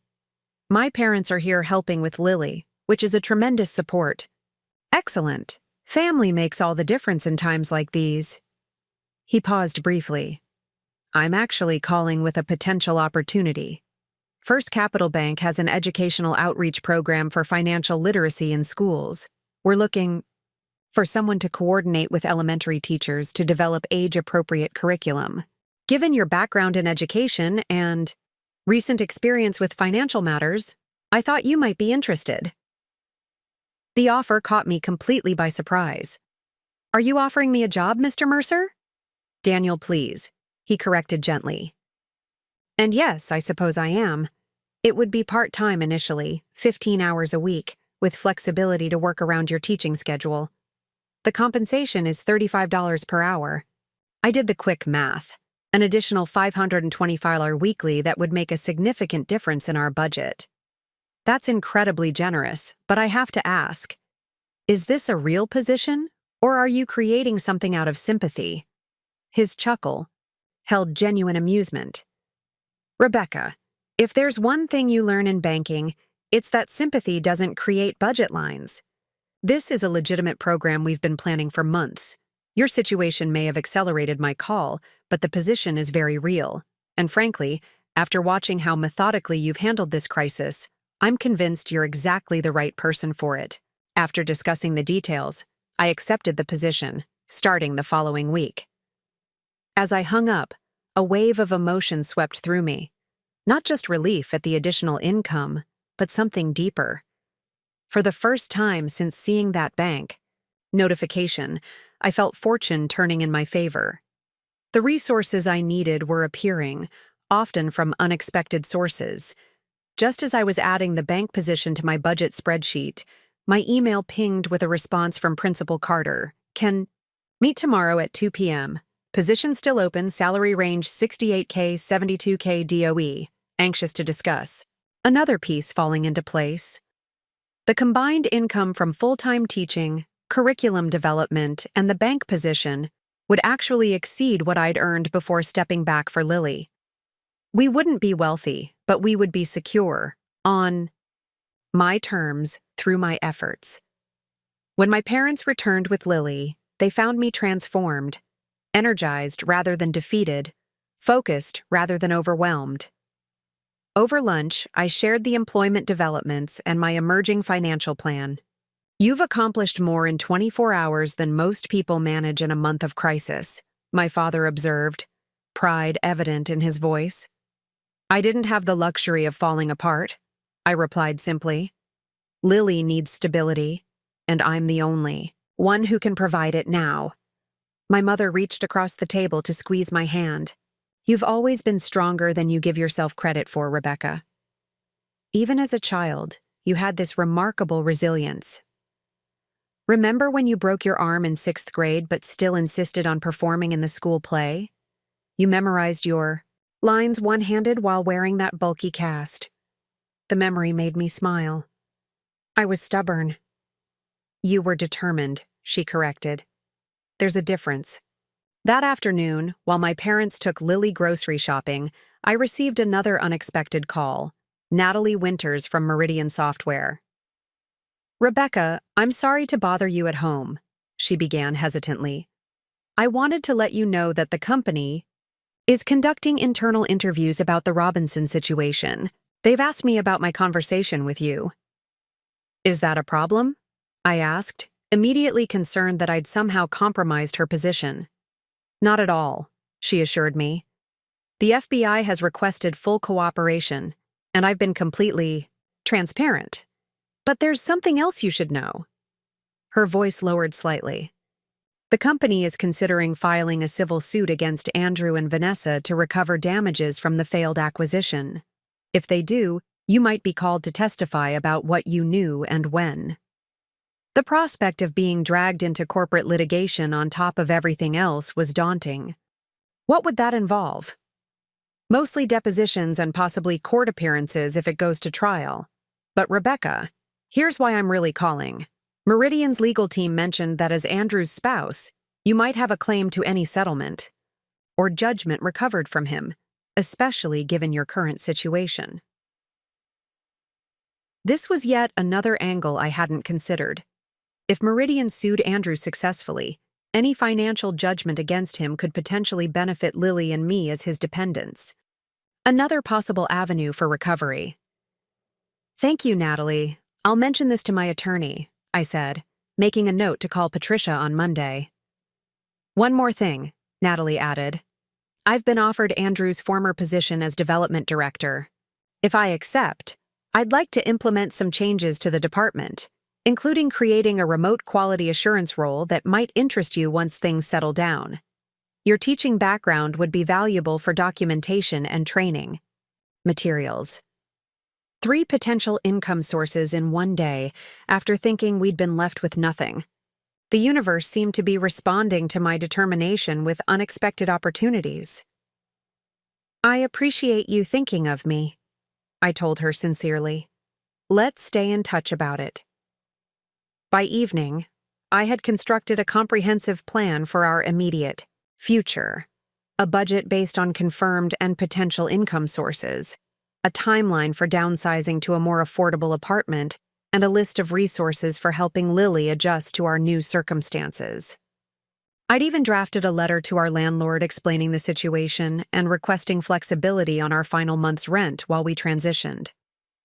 As my parents prepared dinner, I sat on the patio watching Lily draw elaborate chalk art on the concrete. Her resilience amazed me. Despite the upheaval of the past days, she found joy in creating colorful patterns and imaginary worlds. Children adapt when provided with security and honest communication, something I was determined to maintain despite Andrew's absence. My phone chimed with a text from Patricia. "FYI, Andrew requesting meeting with you before arraignment Monday. Up to you whether to agree. Recommend having counsel present if you do." The prospect of facing Andrew stirred complicated emotions. Anger, certainly. Curiosity about his explanations and justifications. Concern about what he might say to manipulate or pressure me. But beneath these reactions was a surprising realization. I wasn't afraid of confronting him. The power dynamic between us had fundamentally shifted. I texted back, "We'll meet Monday. Morning before arraignment. With counsel present." That night, after Lily was asleep, I sat with my parents in the living room, sipping tea and processing the whirlwind of developments. "You know what amazes me most about all this?" my mother remarked. "The community that's forming around you, the bank president, your attorney, even Andrew's colleague. They're all stepping up to help in different ways." My father nodded thoughtfully. "People respond to integrity and courage. You've handled this crisis with both, Rebecca." "I didn't feel particularly courageous when that bank notification appeared," I admitted. "I was terrified." "Courage isn't the absence of fear," my father replied, his voice gentle. "It's action in the presence of fear. By that measure, you've been extraordinarily brave." His words resonated deeply. I had been afraid, still was in many ways, but I hadn't allowed that fear to paralyze me. Instead, it had catalyzed a series of decisions and actions that were already reshaping our future. "I'm thinking about accepting Principal Carter's offer in the bank position, but declining Natalie's potential opportunity for now," I said, thinking aloud. 2 new roles seem manageable while supporting Lily through this transition. 3 might be too much. "That sounds wise," my mother agreed. "Stability for Lily is the priority.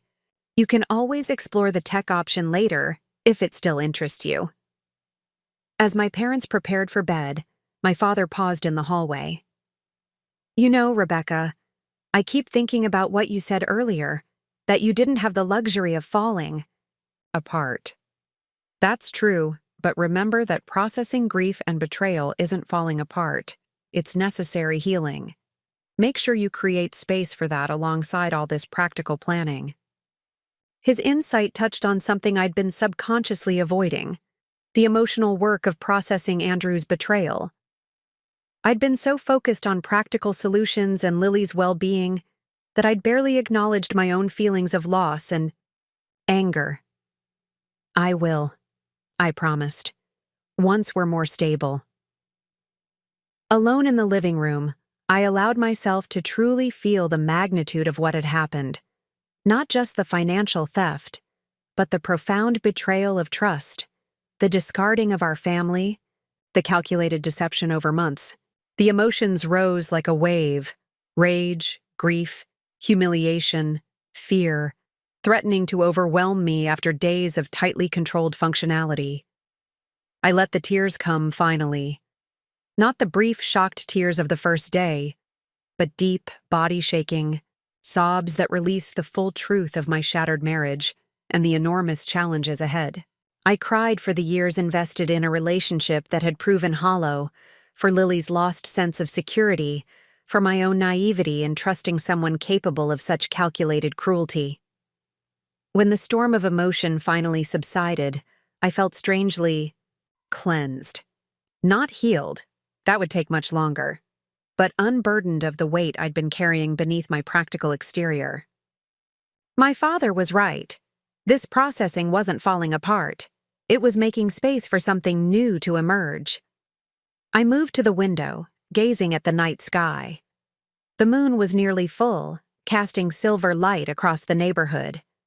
Somewhere across the city, Andrew sat in a federal holding facility, his grand escape plans in ruins. The man who had believed me too weak, too dependent, to survive his abandonment was now confined, while I stood free, creating a new life from the wreckage of his betrayal. There was a certain poetry to that reversal. Not that I took pleasure in his circumstances, but I recognized the justice in them. Actions have consequences. Deception eventually unravels. Truth ultimately emerges. Sunday would bring its own challenges, preparing Lily for school, meeting with Principal Carter, continuing to build our financial recovery plan. Monday would bring the confrontation with Andrew, a moment I both dreaded and needed for closure. Beyond that stretched a future still taking shape, one conversation and decision at a time.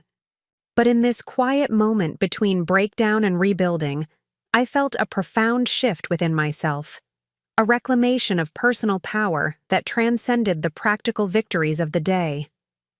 Andrew had emptied our accounts, but in doing so, he had inadvertently revealed the true wealth I possessed: resilience, intelligence, community, and an unwavering commitment to creating security for my daughter. These were resources he couldn't touch, currencies he couldn't devalue, strengths he had never fully seen or appreciated. They had always existed within me, dormant beneath the comfortable routines of our marriage. Now, activated by crisis, they were proving more valuable than any dollar amount he had stolen. As I finally headed to bed, I passed Lily's room and paused in the doorway, watching her peaceful sleep. "We're going to be more than okay," I whispered, a promise to her and to myself. "We're going to be extraordinary." The path ahead would not be easy. There would be setbacks and difficult days, legal battles and financial constraints, moments of doubt and exhaustion. But I would face them with a clarity and purpose that Andrew's betrayal had unexpectedly gifted me, the profound understanding that our greatest strength often emerges from our deepest wounds, and that sometimes losing what we thought we needed reveals what we truly possess. Monday morning arrived with a crystalline clarity that matched my state of mind. Today I would face Andrew for the first time since his betrayal, not as the devastated wife he'd left behind, but as a woman who had already begun rebuilding her life from the foundation up. The Federal Detention Center was an austere building, of concrete and steel, designed to remind visitors that freedom is a privilege easily lost through poor choices. Patricia met me in the lobby, her professional demeanor providing a welcome buffer against the emotional complexity of the moment. "Remember, you're under no obligation to speak with him at all," she reminded me as we signed in and surrendered our phones. "This meeting is a courtesy, not a requirement. You can end it at any time." I nodded, appreciating her protection, but knowing I needed this confrontation. "I understand, but there are things I need to say to him. and questions only he can answer. The meeting room was small and Spartan. A metal table, 4 chairs, and walls painted an institutional beige. Andrew was already seated when we entered, wearing a khaki jumpsuit that seemed to drain the color from his face. Gone was the confident marketing executive with the perfect smile and designer clothes. In his place sat a man diminished by consequences, shadows beneath his eyes and tension evident in his posture. His attorney, a stern-looking woman in her 50s, sat beside him, legal pad at the ready. She nodded curtly at Patricia as we took our seats across the table. For a moment, no one spoke. Andrew stared at me, perhaps expecting tears or recriminations. Instead, I met his gaze steadily, allowing the silence to stretch until he finally broke it. "Thank you for coming," he said, his voice hoarser than I remembered. "I didn't think you would." "I'm not here for you," I replied evenly. "I'm here for Lily and myself. We deserve answers." He flinched slightly at the mention of our daughter. "How is she?" "Confused? Hurt? Wondering why her father said goodbye without actually saying goodbye." I kept my tone matter-of-fact rather than accusatory. "She asked about you this morning." Guilt flickered across his face, quickly replaced by a practiced expression of concern. I recognized this pattern from our marriage, the momentary, authentic reaction followed by the carefully composed facade. "I never meant to hurt Lily," he said, leaning forward. "You have to believe that. This situation. It got out of control so quickly." Patricia stiffened beside me, likely recognizing the beginning of a manipulative narrative. But I'd been prepared for this, for Andrew's inevitable attempt to reframe his calculated betrayal as an unfortunate circumstance that happened to him rather than choices he actively made. "Let's be clear about what this situation actually is," I said, opening the notebook I'd brought. "You committed corporate espionage, stealing proprietary information from your employer. You hid $750,000 in criminal proceeds. You began an affair with your colleague. You resigned from your position without telling me. You systematically emptied our joint accounts. You purchased tickets to Belize under false names. And you did all of this while maintaining the pretense of normal family life." I closed the notebook. Nothing about that sequence suggests events getting out of control quickly. It shows months of deliberate planning. Andrew's attorney placed a cautioning hand on his arm, but he brushed it aside. "You don't understand what it was like, Rebecca.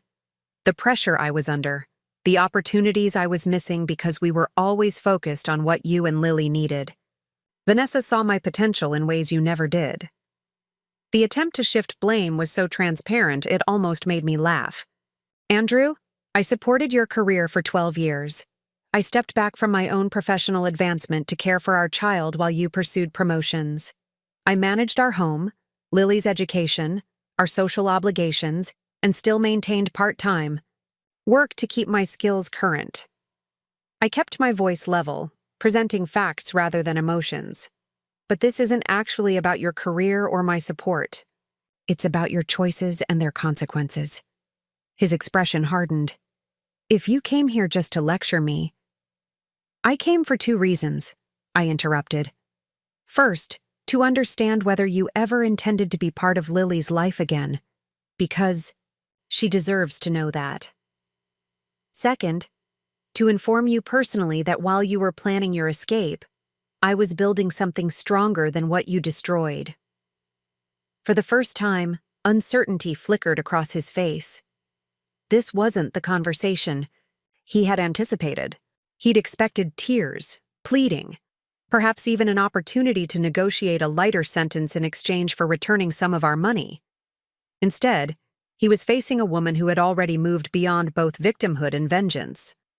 "Of course I want to be part of Lily's life," he said, softening his tone. "She's my daughter. I love her." "Then you'll need to demonstrate that in meaningful ways," I replied. "Not promises, not words, but actual support and presence." Patricia will coordinate with your attorney about appropriate contact while you're incarcerated. His attorney spoke for the first time. Mrs. Wilson, you should know that my client is cooperating fully with federal authorities. In exchange for his testimony against certain executives at Robinson Technologies, he may be eligible for a reduced sentence. That's between Mr. Wilson and the federal prosecutor, Patricia interjected smoothly. Our concern is the civil divorce proceedings and the welfare of minor child Lily Wilson. Andrew leaned forward again, desperation edging into his voice. Rebecca, I made a terrible mistake. When all this is settled, maybe we could— No, I said simply. There is no future for us as a couple, Andrew. That possibility ended the moment you decided our family was disposable. The finality in my tone seemed to reach him in a way nothing else had. For a brief moment, the facade crumbled, revealing genuine regret. Not for his actions, I suspected, but for the consequences he now faced. The money, he said after a pause. I can tell you where some of it is. Accounts that haven't been frozen yet. Patricia immediately became more alert. We're listening. For the next 20 minutes, Andrew detailed various accounts where portions of our savings and his illegal gains had been hidden, information that would prove invaluable in our financial recovery. Whether his cooperation stemmed from genuine remorse or simply a strategic attempt to improve his legal position didn't matter to me. What mattered was securing resources for Lily's future. As our allotted time drew to a close, I had one final question. Why did you say goodbye to Lily but not to me? Why give her some warning, however inadequate, while leaving me to discover your betrayal through a bank notification? Andrew's expression shifted, something authentic finally breaking through. Because I could face her innocence, but not your trust, he admitted quietly. I knew what I was throwing away. It was easier to just disappear. His honesty, coming so late, offered no comfort but did provide a kind of closure. The man I had married wasn't a complete fabrication. He had simply allowed his weakest qualities to override whatever genuine love he might have felt. Understanding. This didn't excuse his actions, but it helped me contextualize them as human failures rather than monstrous aberrations. Lily and I will be fine, I said as I stood to leave. Better than fine, actually. You unintentionally gave us an opportunity to build something authentic and strong. For that, if nothing else, I can eventually find gratitude. His confusion at my parting words was evident, but I didn't elaborate. Some lessons can only be learned through direct experience, and Andrew's education in consequences was just beginning. Outside the detention center, standing in the bright spring sunshine, I felt a profound sense of liberation. The confrontation I had dreaded had instead become an affirmation of my new direction. Whatever legal and financial challenges still lay ahead, the emotional cord that had kept me tethered to Andrew's betrayal had been severed. You handled that remarkably well, Patricia observed as we walked to the parking lot. Many clients in your position struggle to maintain such composure. I'm not the same person he left, I replied simply. That woman might have fallen apart. In that room, the person I am now has different priorities. My meeting with Principal Carter that afternoon further confirmed this evolution. She didn't just offer me the full-time curriculum development position. She proposed creating a new role that combined teaching, mentorship, and administrative duties at a salary of $76,000, higher than the original range.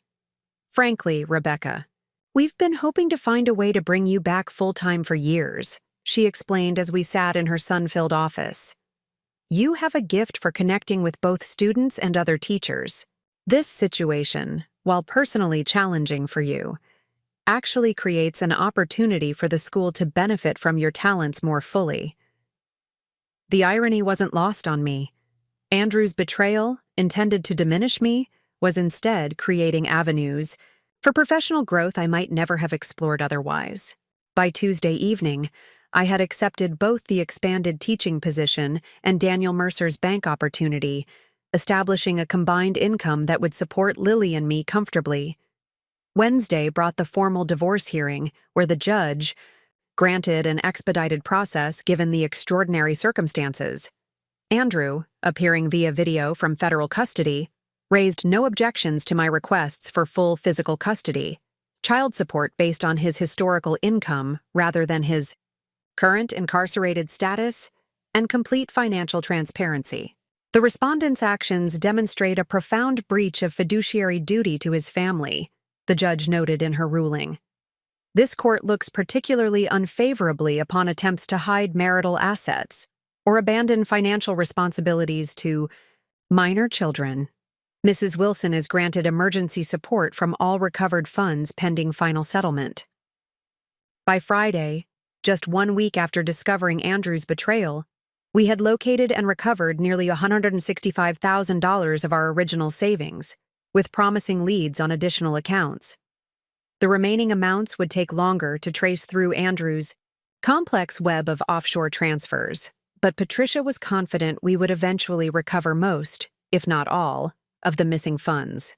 That weekend, my parents helped Lily and me begin the process of reorganizing our home, not just physically, but emotionally.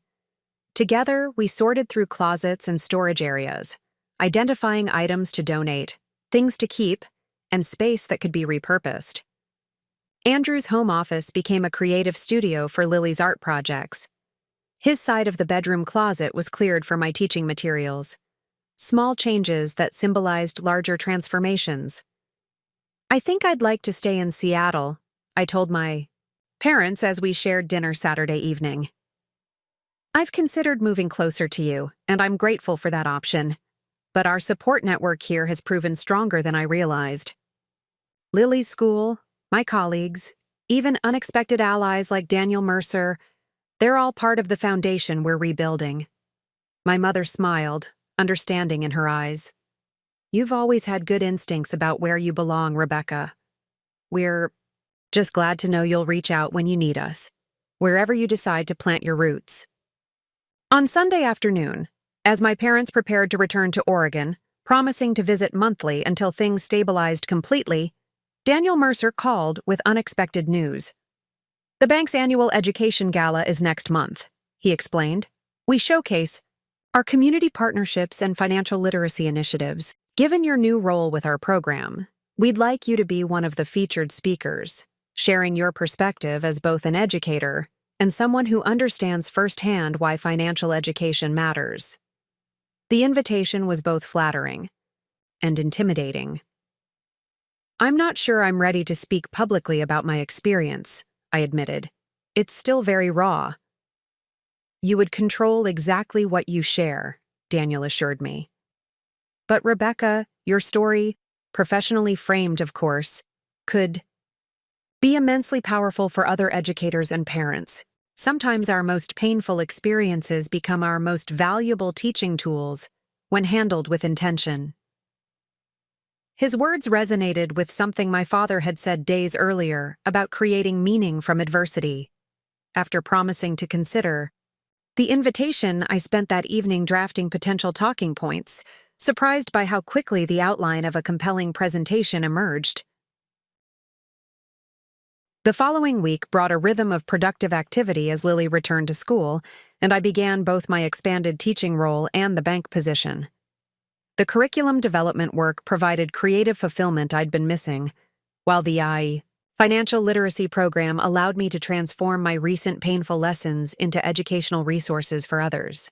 Most evenings found Lily and me at the dining table, she working on homework while I finalized lesson plans or reviewed financial education materials.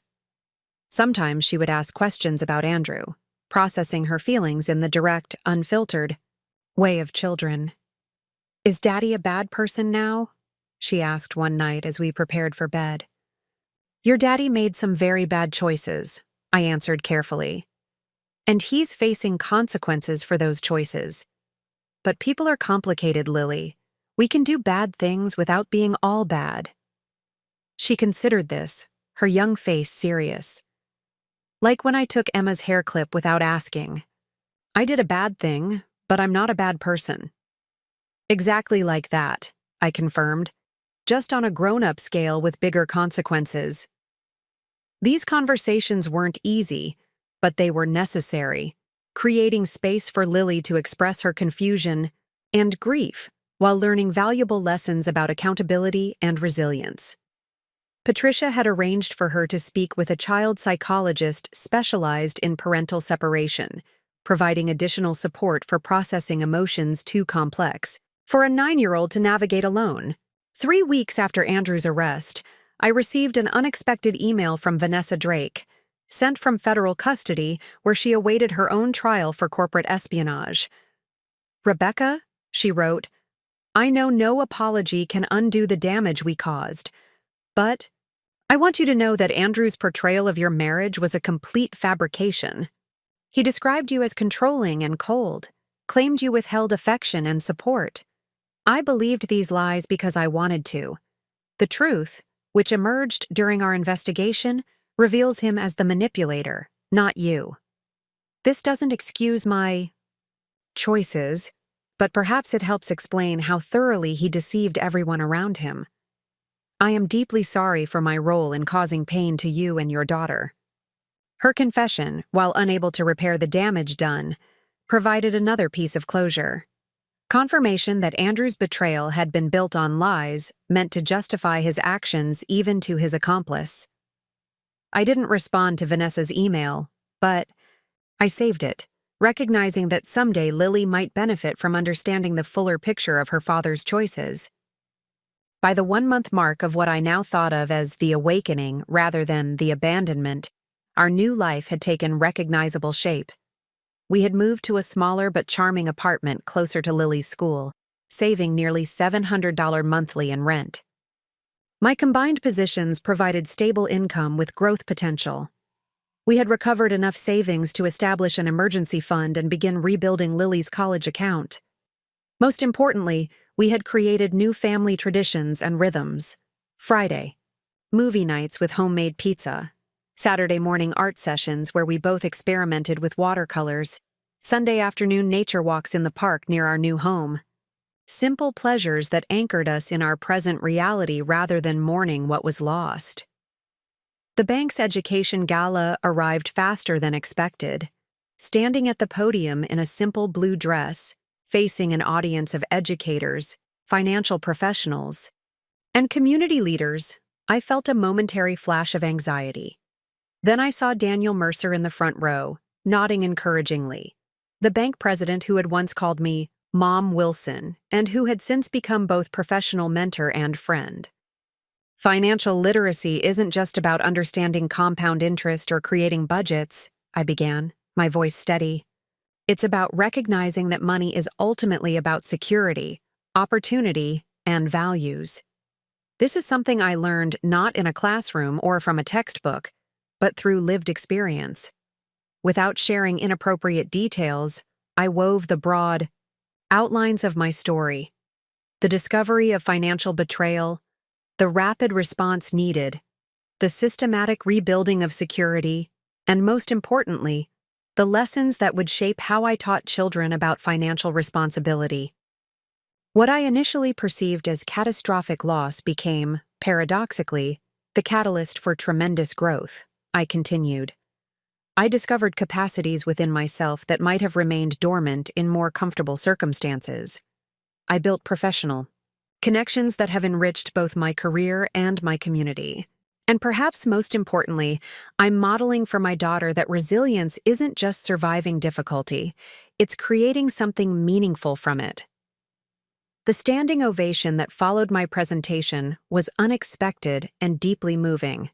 But more significant were the conversations afterward, educators sharing their own stories of resilience, parents asking for resources to teach their children financial independence, professionals offering additional opportunities for collaboration. One conversation particularly stood out, with an older woman who introduced herself as the superintendent of a neighboring school district. "We're developing a district-wide financial literacy curriculum that needs exactly the perspective you bring," she explained, handing me her card. "The integration of educational expertise with real-world experience. Would you consider consulting On the project, it would be a separate contract from your current positions. Another door opening, another opportunity emerging from what had initially seemed like devastation. I accepted her card, promising to follow up, marveling inwardly at how different my professional landscape looked just 1 month after Andrew's betrayal. That night, after putting Lily to bed, I sat on the balcony of our new apartment, watching the city lights and reflecting on the unexpected journey of these past weeks. The pain hadn't disappeared. Betrayal leaves scars that take time to fade. But it had transformed from a debilitating wound into a source of wisdom and strength that informed every aspect of our rebuilt life. My phone chimed with a text from Daniel. Brilliant presentation tonight. The financial literacy program has received 3 new funding commitments already. You've turned personal adversity into community benefit. That's real alchemy. His words captured precisely what I had been feeling. The mysterious process by which our darkest experiences can be transmuted into something valuable, not just for ourselves, but for others. Andrew's betrayal, intended solely for his benefit at our expense, had inadvertently created ripples of positive change, extending far beyond our immediate family. The irony was both profound and satisfying. By attempting to diminish me through financial abandonment, Andrew had instead catalyzed my professional renaissance. By dismissing my capabilities, he had created circumstances that revealed their true extent. By emptying our accounts, he had forced me to recognize and activate resources far more valuable than money: intelligence, resilience, community, and the capacity for reinvention. 1 month earlier, I had stood in Daniel Mercer's office, the bank president who called me Mom Wilson, desperate to understand how my life could collapse so completely in an instant. Now I sat beneath the stars, no longer desperate, but determined. No longer focused on what was lost, but engaged in creating something new and unexpectedly beautiful. The final piece of this transformation crystallized in a quiet moment the following morning. Lily, getting ready for school, paused while brushing her hair and studied my reflection in the bathroom mirror. "Mommy, you look different now," she observed with childlike directness. "Different how, sweetheart?" I asked, curious about what. Changes were visible through her eyes. She considered the question seriously, head tilted in contemplation. "Your eyes are more awake," she finally decided. "Like when you see something interesting for the first time. And you stand taller, like my ballet teacher says to do." Her perception was remarkably accurate. I did feel more awake, more present, more aligned with my authentic self than I had in years. The comfortable routines of my marriage had provided security, but had also lulled me into a kind of half-life where I'd stopped fully engaging with my own potential. "I like the new you," Lily added, returning to her hair brushing. "You're stronger, like a superhero, but without the cape." I hugged her then, this perceptive child who had weathered enormous change with remarkable resilience, mirroring my own transformation in her adaptability and courage. "We're both stronger," I whispered against her hair, "and we're just getting started." Later that day, during my planning period at school, I received an email from Patricia with the subject line, "Final Asset Recovery." The federal investigation had located Andrew's last hidden account, a Cayman Islands investment fund containing nearly $600,000 in traceable assets from both our savings and his illegal activities. The court had frozen the account pending distribution, with the majority expected to be returned to Lily and me given the circumstances. Financial security, once stolen, now restored through persistence and the proper functioning of justice. But as I sat in my classroom, surrounded by student projects and curriculum plans, I realized that financial recovery was actually the least significant aspect of our journey. The true gift, unintended and unimaginable 4 weeks earlier, was the reconnection with my most essential self, the woman who had always been capable of creating security through her own efforts. The professional who had valuable skills beyond what her limited role had allowed her to express. The mother who could model resilience rather than just stability for her observant daughter. I thought back to that devastating moment when my phone had chimed with the bank notification showing our emptied account. At the time, it had seemed like the end of everything. In retrospect, it was actually the beginning. The catalyst needed to shatter comfortable limitations and reveal capacities that would otherwise have remained dormant. Andrew's betrayal, meant to diminish me, had instead revealed my true dimensions. His theft, intended to secure his freedom at our expense, had instead freed me from dependencies I hadn't recognized. His abandonment, designed to prioritize his happiness over our family's well-being, had instead created the conditions for a more authentic happiness than our marriage had ever provided. The ultimate irony of his betrayal was this.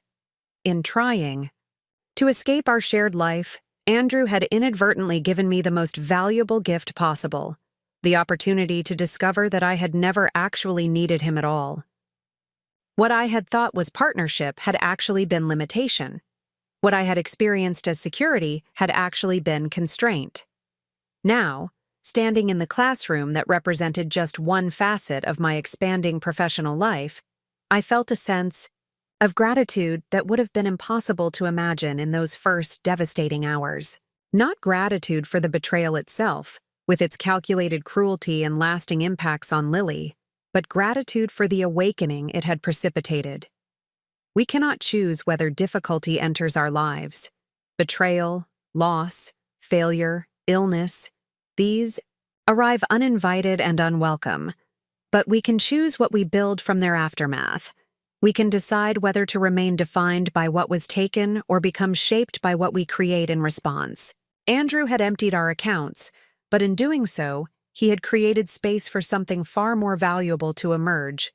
A life built on authentic strength, purposeful choices, and the profound recognition of our capacity to thrive not despite adversity, but because of how we transform it.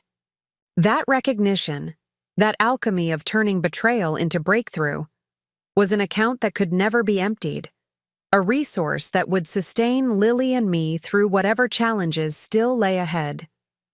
It was the unexpected gift hidden within, what had initially seemed like nothing but loss, revealed only because we had been willing to look beyond devastation toward possibility. The bank president had called me Mom Wilson, recognizing the educator who had positively influenced his daughter years earlier. But the woman I had become in the aftermath of betrayal was far more than just an effective teacher. She was an architect of resilience, a creator of opportunity, and a mother whose greatest lesson to her daughter would be the lived example of transformation in the face of adversity. That, ultimately, was worth more than any amount in our recovered accounts. That was the true wealth Andrew could never touch, never diminish, never steal. And that was the foundation on which our new life would continue to flourish, long after the pain of his betrayal had faded into nothing more than a distant memory of the moment everything changed. The September sunshine filtered through the classroom windows, casting golden patterns across 26 eager faces. My advanced financial literacy class, an innovative program for gifted 5th and 6th graders that had begun as a small pilot and grown into one of the district's most celebrated initiatives, was deep in discussion about the concept of compound interest. "So it's like a snowball rolling downhill," offered Emma, one of my most analytically minded students. "It keeps picking up more snow as it goes." "Excellent metaphor," I affirmed, making a mental note to incorporate her example into the curriculum guide I was developing for statewide implementation. Time is the magic ingredient that transforms small, consistent actions into significant results. The same could be said about personal transformation, I reflected as the students broke into small groups to calculate compound growth scenarios. 2 years had passed since that devastating bank notification. 2 years of consistent actions, strategic decisions, and deliberate growth that had compounded into a life I could never have imagined while married to Andrew. The bell rang, signaling the end of the school day. As my students gathered their materials, 11-year-old Lily appeared in the doorway, her copper hair now styled in a practical bob that reflected her evolving identity as a middle schooler. "Hey, Mom," she called, dropping her backpack beside my desk. "Can I help set up for the workshop tonight?" The workshop, our monthly financial literacy session for families transitioning through divorce, job loss, or other economic challenges, had begun as a small community service project and expanded into a cornerstone program of First Capital Bank's educational outreach. What started as my personal recovery from financial betrayal had evolved into a mission to help others navigate similar crises with knowledge and confidence. "Absolutely," I replied, handing her a stack of workbooks. "We're expecting 30 participants tonight, including 5 families from the shelter." Working together, we transformed the classroom into a welcoming workshop space. Lily had become my unofficial assistant in these sessions, her presence a powerful reminder that children could not only survive family financial crises, but develop remarkable strength and perspective through them. "Dad called this morning," she mentioned casually as we arranged chairs. "He wants to know if he can come to my science fair next month." Andrew had served 11 months in federal prison before being released to a halfway house as part of his plea agreement. The man who emerged was humbled in ways I wouldn't have thought possible, genuinely repentant, committed to making whatever amends he could, particularly to Lily. Our relationship remained strictly co-parental, but I had to acknowledge his consistent efforts to rebuild his connection with his daughter. "How do you feel about that?" I asked, maintaining our policy of honoring Lily's agency in her relationship with her father. She considered the question with typical thoughtfulness. "I think it would be okay. He really liked the project idea when I told him about it." "Then we'll make it work," I assured her. The science fair would be a suitable environment, public, structured, and focused on Lily's achievements rather than family dynamics. My phone chimed with a text from Daniel Mercer. "Governor's office confirmed. They want you to chair the State Financial Education Advisory Council. Formal announcement next week." Another unexpected door opening, a prestigious appointment that would allow me to influence financial literacy standards across the entire state. I showed the message to Lily, who squealed with excitement. "Does this mean you'll be famous?" she asked, eyes wide. I laughed, pulling her into a hug. "Hardly. But it does mean all those curriculum materials we've been developing might reach a lot more students." "Because of what Dad did," Lily observed with the direct insight that still occasionally took my breath away. "If he hadn't taken our money, you wouldn't have started teaching people about finances." Her perception hit home, the remarkable alchemy that had transformed profound betrayal into meaningful purpose. "That's true," I acknowledged. "Sometimes the worst things that happen to us create possibilities we couldn't have imagined."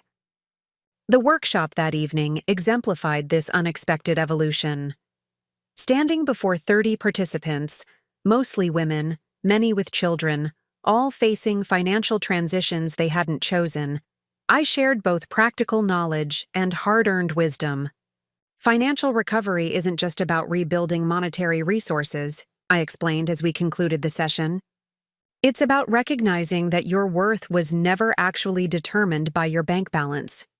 Your greatest assets, intelligence, adaptability, courage, can't be emptied by anyone else's actions.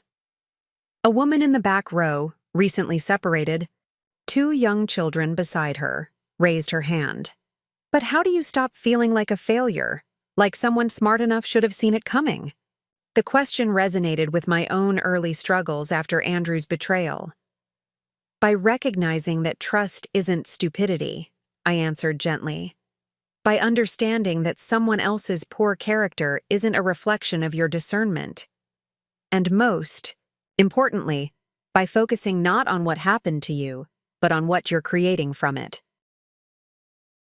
After the participants departed with their workbooks and action plans, Daniel Mercer arrived to help us gather materials. In the 2 years since he'd called me Mom Wilson in his office, our professional collaboration had evolved into a valued friendship. His daughter Amanda, the former student whose constellation poem had created our initial connection, now worked in the bank's community relations department, occasionally joining our workshop presentations. "That was your best session yet," Daniel observed as we walked to the parking lot. "The state council is lucky to have you, though I hope it won't mean the end of our local programs." "Never," I assured him. "These workshops are where theory meets reality. I need them as much as the participants do." At home, the charming two-bedroom condo we'd purchased last year with the recovered funds and my steadily growing income, Lily and I followed our evening routine. Homework at the kitchen island, dinner shared with conversation about our respective days, preparations for tomorrow laid out with practiced efficiency. As I tucked her into bed, a ritual she claimed to be outgrowing but still secretly enjoyed, Lily asked the question that had clearly been percolating since our earlier conversation. "Mom, are you still angry at Dad? For what he did?" I sat on the edge of her bed, considering how to frame the complex emotional journey of the past 2 years. "Not angry anymore," I answered truthfully. For a long time I was furious. Then I was hurt. Then I was focused on rebuilding. Now I mostly feel gratitude for where we've landed. Even though he did a terrible thing? Sometimes, Lily, the hardest experiences become our greatest teachers. I brushed hair from her forehead, marveling at her emotional intelligence. "Your father's choices caused tremendous pain, but they also created the circumstances that helped me discover strengths I might never have found otherwise. I can acknowledge both those truths simultaneously." She nodded, processing this nuanced perspective. Like in science, when something bad like a forest fire ends up making the soil better for new plants. "Exactly like that," I confirmed, once, again impressed by her ability to create meaningful connections. "It's called post-traumatic growth, when difficult experiences ultimately lead to positive development." After Lily fell asleep, I settled at my desk to review the final manuscript of my book. Betrayal to Breakthrough: Financial Resilience After Crisis. The publisher's deadline was approaching, another unexpected development in my continuing evolution from abandoned wife to recognized authority on financial recovery. The book's final chapter, the section I'd struggled with most, attempted to distill the deeper lessons of my journey beyond the practical financial strategies. Perhaps the most profound insight from my experience is that what appears to be catastrophic loss can actually be the catalyst for reclaiming our most authentic selves. The relationship patterns that allow financial betrayal to occur often involve subtle surrenders of personal agency that happen so gradually we barely notice them. When those patterns are shattered, painful as the process may be, we have the rare opportunity to rebuild not just our bank accounts, but our fundamental relationship with power, possibility, and purpose. The bank notification that revealed my husband's betrayal initially appeared to be the worst moment of my life. 2 years later, I recognize it as the doorway to a more authentic, purposeful existence than I could have imagined. Not because betrayal itself is valuable, it remains a profound violation, but because the journey of rebuilding from betrayal reveals capacities we might otherwise never have discovered within ourselves. I closed the manuscript, satisfied that these words captured the essence of what I had learned. Not a neat, saccharine lesson about everything happening for a reason, but a more complex truth about our capacity to create meaning even from experiences no one would willingly choose. The following morning, I received an unexpected email from Andrew's mother, Eleanor, the woman who had once subtly undermined me and later blamed me for her son's crimes. We had maintained minimal contact, primarily arranging her occasional visits with Lily. "Rebecca," she wrote, "I've been reflecting on our interactions over the years, particularly since Andrew's poor choices came to light. While I find it difficult to acknowledge, I recognize that my attitude toward you was often dismissive and undermining. Your subsequent handling of an impossible situation demonstrated character I failed to appreciate. I am sorry for my role. in making an already difficult circumstance harder, and grateful that Lily has you as her primary example of resilience and integrity. Eleanor. The apology, however belated, represented another small piece of healing in the expanding mosaic of our reconstructed lives. Not essential to my well-being, but welcome nonetheless. Further evidence that ripples of transformation extended far beyond my immediate circumstances. Later that week, as I prepared for a meeting with the school superintendent about expanding the financial literacy program, I discovered an old photograph that had slipped behind my desk during our move to the condo. It showed Andrew, Lily, and me at the beach 3 years earlier, all smiling into the camera, seemingly the perfect family portrait. I studied the image, struck not by nostalgia but by recognition of how fundamentally different I had become from the woman in that photograph. She had been content but complacent, defined primarily through her relationships rather than her own capabilities, unaware of the strengths dormant within her.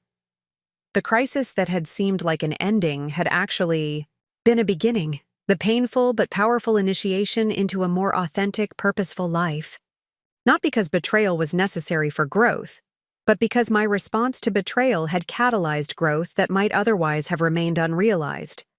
I placed the photograph in a drawer rather than discarding it, a reminder not of what was lost, but of the distance traveled. Then I gathered my presentation materials and headed to the meeting that represented yet another expanding possibility in the life that had emerged from the ashes of betrayal. The bank president had called me Mom Wilson at our first meeting, recognizing the teacher who had influenced his daughter. But the woman I had become in the aftermath of crisis had transcended that identity, creating impact far beyond any classroom. Not despite Andrew's betrayal, but because of how I had transformed it, from devastating endpoint to extraordinary beginning. Up next, you've got 2 more standout stories right on your screen. If this one hit the mark, you won't want to pass these up. Just click and check them out. And don't forget to subscribe and turn on the notification bell so you don't miss any upload from us.